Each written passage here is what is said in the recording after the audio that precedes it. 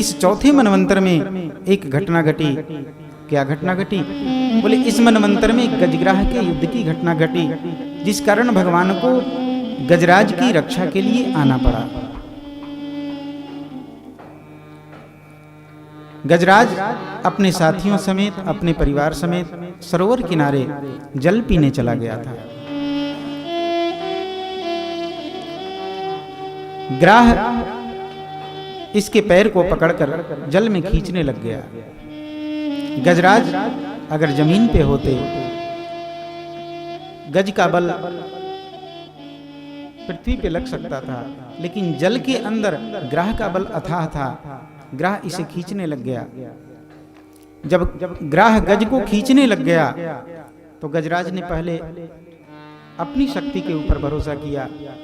जब उससे नहीं बच पाया तो अपने घर परिवार वालों की ओर देखा, लेकिन गजराज को कोई नहीं बचाने आया। धीरे धीरे धीरे खींचते खींचते गजराज को पूरा का पूरा ग्राह जल के अंदर लेके चला गया।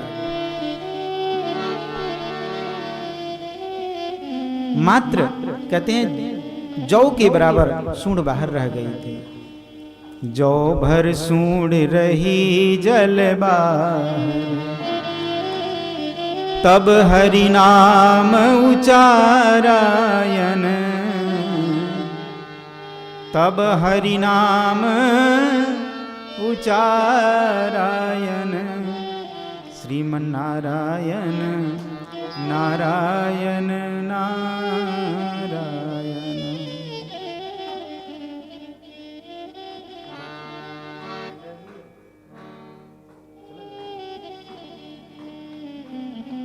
जय जय श्री राम।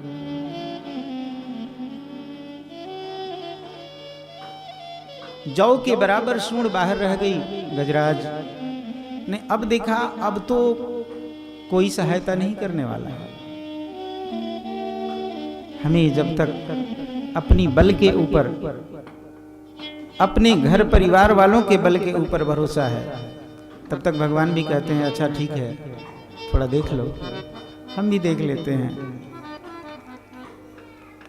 और जब हम सब कुछ छोड़कर उस परमात्मा के आश्रित हो जाते हैं, जब उनकी शरण में चले जाते हैं, तब वो परमात्मा कहते हैं अब तुम्हारी रक्षा मैं करूंगा।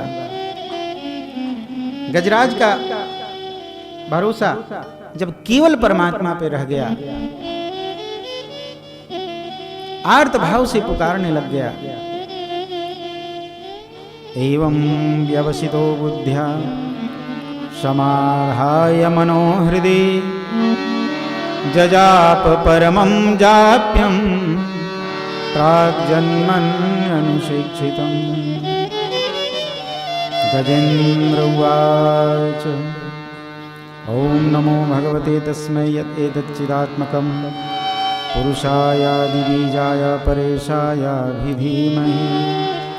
यस्मिन्निदं यतश्चेदं येनेदं य इदं स्वयं, योऽस्मात् परस्माच्च परस्तं प्रपद्ये स्वयंभुवम्।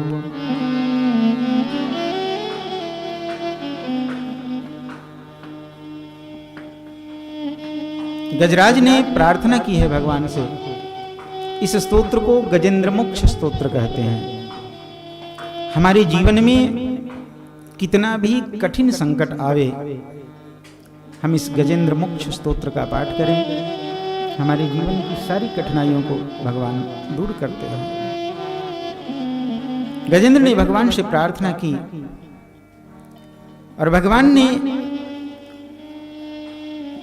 जब इनकी गजराज की प्रार्थना सुनी और गजराज की रक्षा के लिए भगवान इतनी तेजी में दौड़े, इतनी तेजी में दौड़े।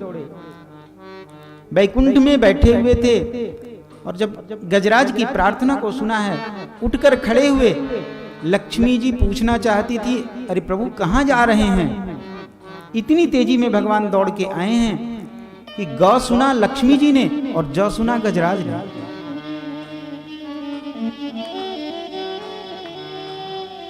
भगवान आए हैं। गजराज ने भगवान को आते हुए देखा है।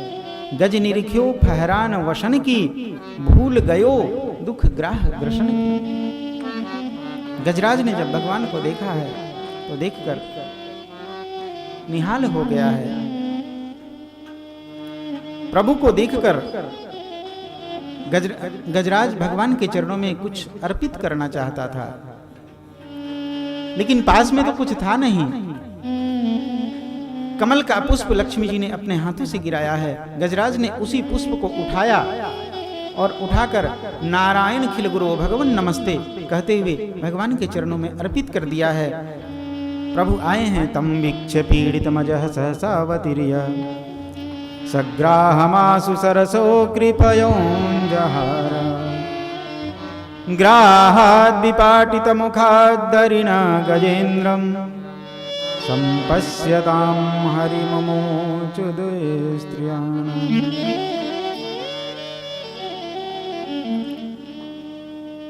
भगवान आए हैं, आकर ग्राह समेत गजराज को जल से बाहर निकाला है। ग्राह का मुख फाड़ दिया, गजराज का पैर बाहर आया। गजराज ग्राह की दुख से मुक्त हुआ, ग्राह की मुक्ति हो गई, ग्राह भगवान के धाम चला गया। देवताओं ने देखा और देवताओं ने देखकर कहा, प्रभु आप आए तो थे गजराज के उद्धार के लिए, लेकिन ये क्या, गजराज तो यहीं पड़ा हुआ है और आपने ग्राह का उद्धार कर दिया। ग्राह तो आपके धाम भी चला गया। भगवान ने कहा, हाँ,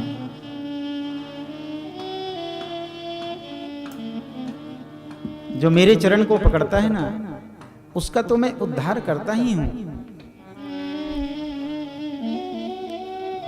जो मेरे भक्त का चरण पकड़ ले, उसका उद्धार मैं पहले करता हूं। गजराज मेरा भक्त है, इसका तो उद्धार मैं करूंगा ही। ग्राह ने मेरे भक्त के चरण पकड़े थे, इसलिए इसका उद्धार मैं पहले करूंगा। भगवान ने ग्राह का मुख चीरकर गजराज को मुक्ति दिलाई है।